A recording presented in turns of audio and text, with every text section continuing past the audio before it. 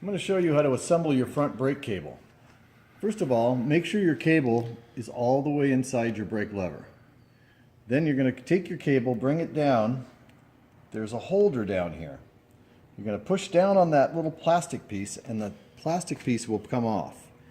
Take your brake cable, come around the inside of your fork, line your cable up on the cable holder, on the cable guide, and put your clip back in place, just like that.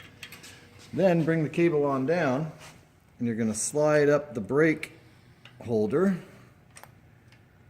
and mount it inside this groove. Pull on the cable.